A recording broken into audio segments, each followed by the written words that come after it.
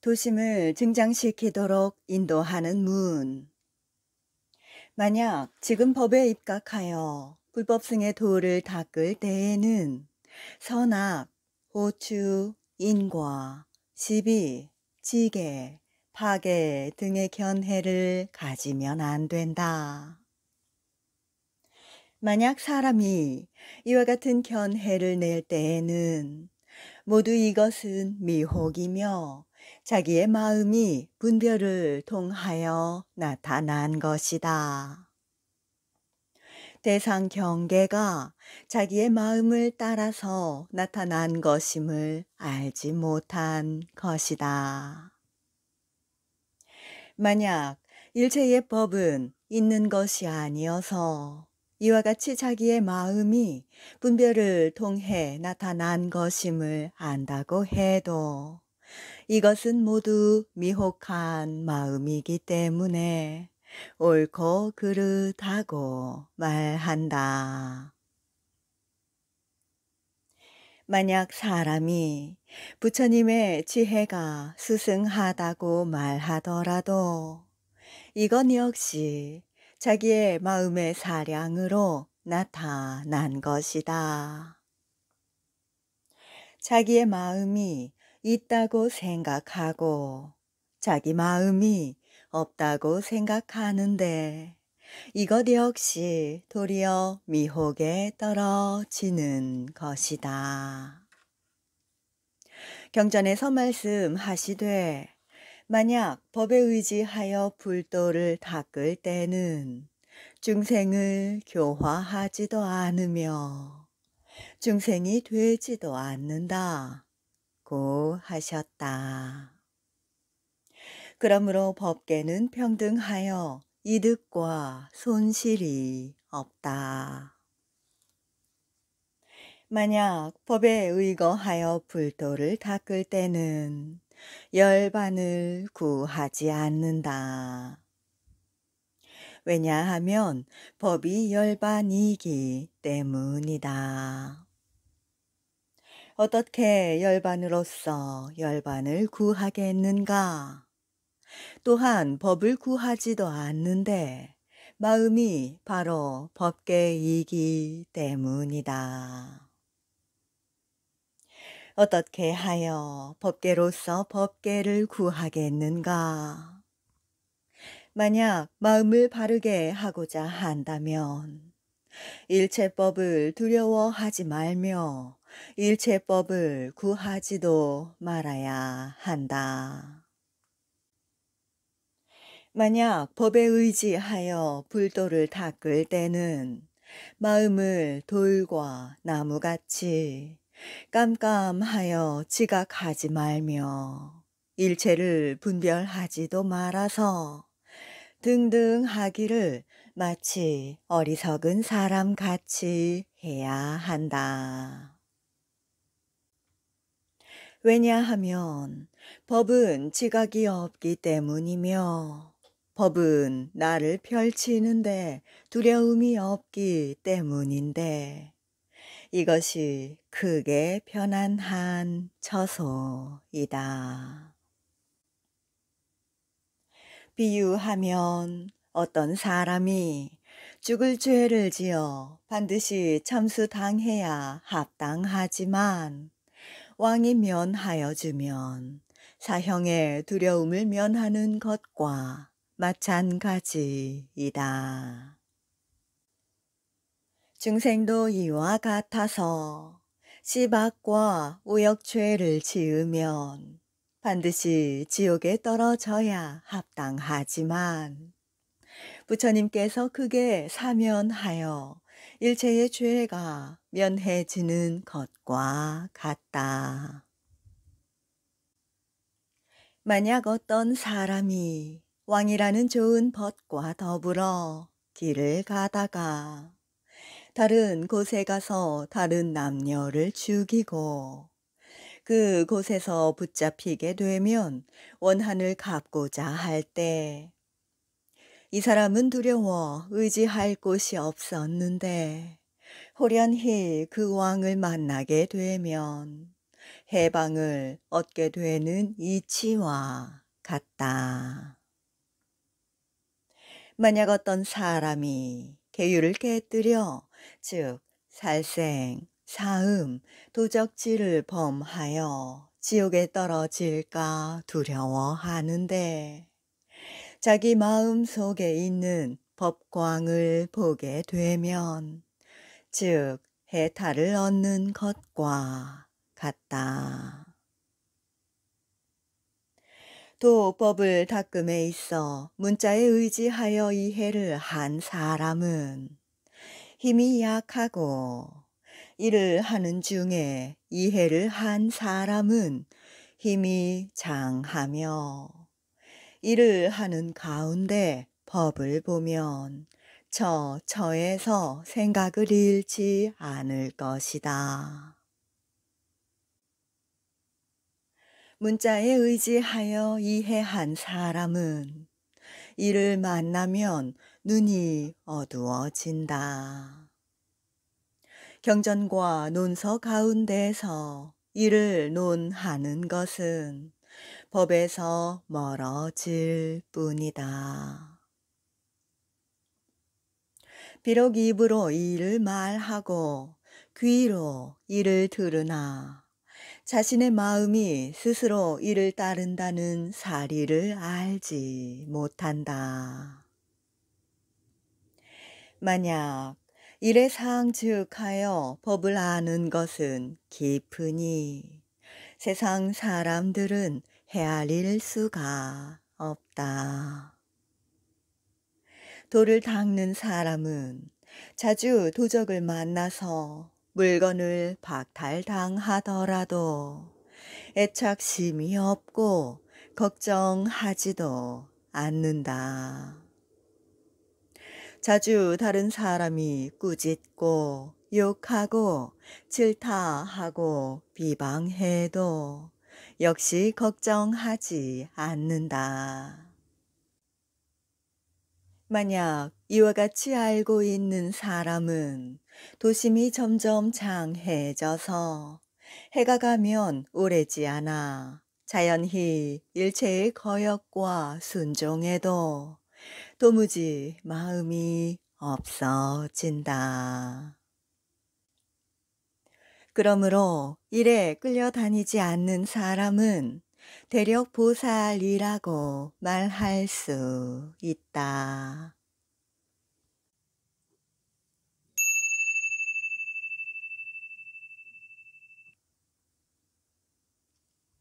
안팎이 다른 문.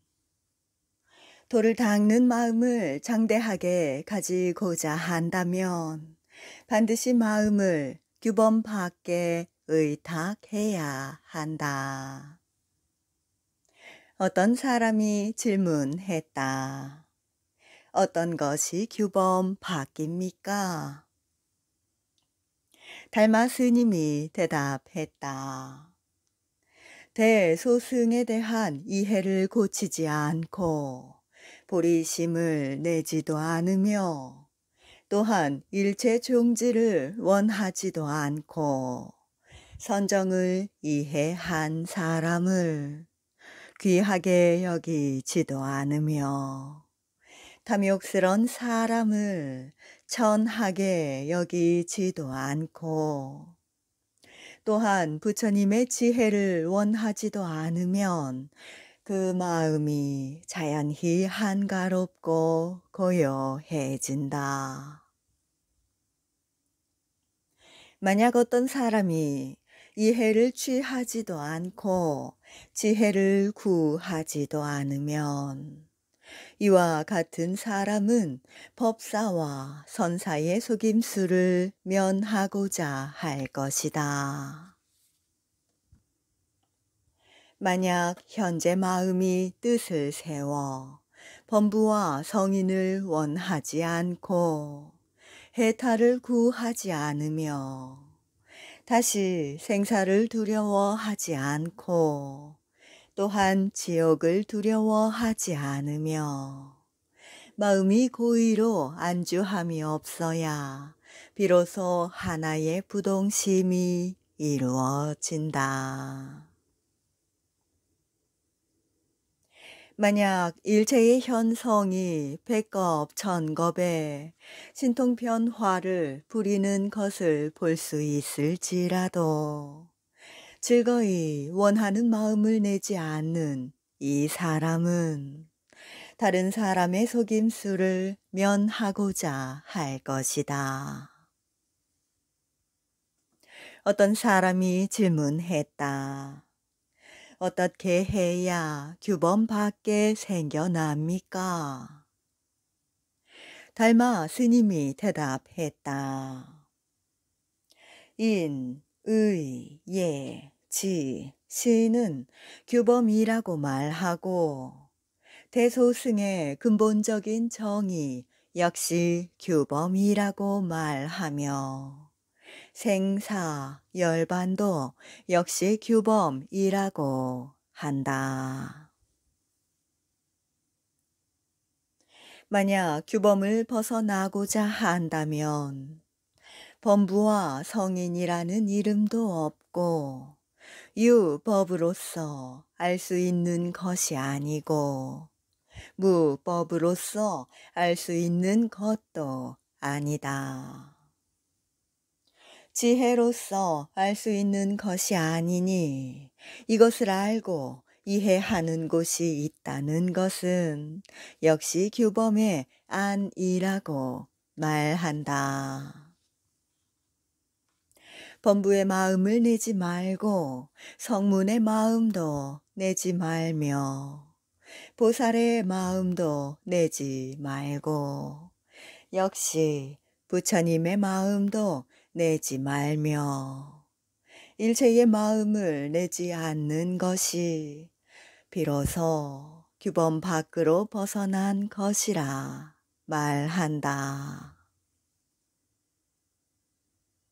만약 일체의 마음이 일어나지 않게 하고자 한다면 일으키지 말아야겠다는 생각도 내지 말며 미혹도 일으키지 않는 것이 비로소 일체의 세간을 벗어난 것이라고 말한다. 어리석은 사람은 한낱 도깨비를 만나더라도 귀신의 말을 하며 귀신을 이해한다고 말한다.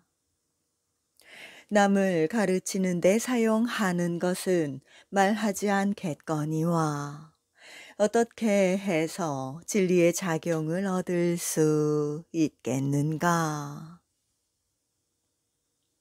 어떤 사람이 백천만의 대중을 다스린다는 말을 들으면 바로 마음이 움직인다. 자신의 신법을 잘 보라.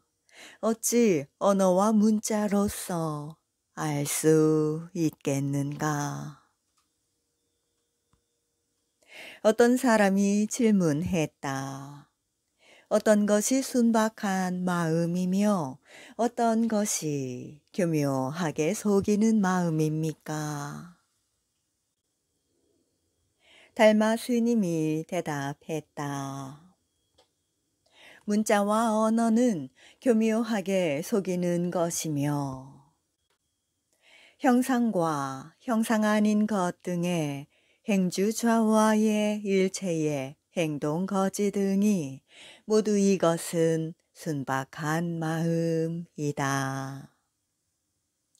또한 일체의 즐겁고 괴로운 일을 만나도 그 마음이 움직이지 않는 것이 순박한 마음이다. 어떤 사람이 질문했다. 어떤 것이 바른 것이며 어떤 것이 삿된 것입니까? 달마 스님이 대답했다. 마음에 분별이 없는 것이 바른 것이다. 마음이 법을 이해하는 것은 그른 것이다. 또한 삿되고 바른 것을 지각하지 않는 것이 바른 것이다.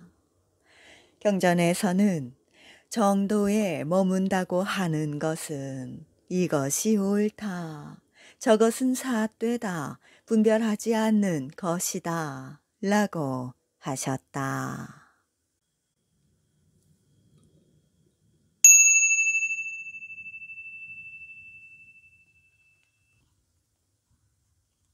근기의 차이를 구별하는 문.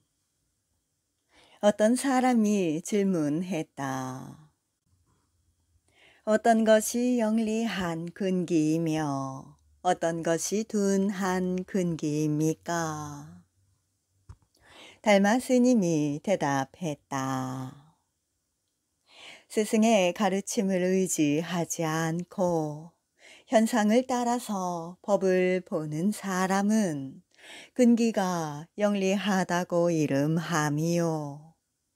스승의 언어적 가르침을 빌어서 이해한 사람은 근기가 둔하다고 말한다. 스승의 언어적 가르침에 따라 법을 듣는데도 영리한 근기와 둔한 근기가 있다. 스승의 가르침을 듣되 이따에 집착하지 않고 있는 것이 아니다에도 집착하지 않으며 상에도 집착하지 않고 무상에도 집착하지 않으며 생에도 집착하지 않고 무생에도 집착하지 않는다면 이는 영리한 근기의 사람이다. 이해에 탐착하고 의미에 집착하여 옳고 그르다는 견해가 있으면 이는 둔한 근기의 사람이다.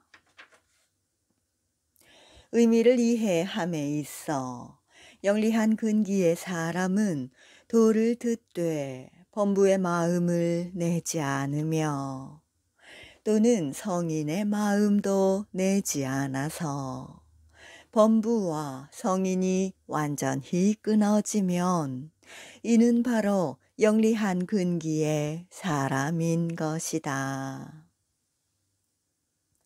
도를 들으면 재물과 색을 애착하지 않으며 또한 부처님의 깨달음도 애착하지 않는다. 즉 어지러운 경계를 버리고 고요함을 취하며 어리석음을 버리고 지혜를 취하며 현상을 버리고 그 절대를 취함, 두 가지를 다 버려 무해하지 못하면 이는 둔한 근기의 사람이다. 빠지면 즉시 버리고 일체 범부와 성인의 경계를 초월하면 도를 듣더라도 탐욕의 마음을 내지 않으며 또한 바른 생각과 바른 사유도 내지 않으며 도를 듣되 성문의 마음도 내지 않으며 또한 보살의 마음도 내지 않는 것이 바로 영리한 근기의 사람인 것이다.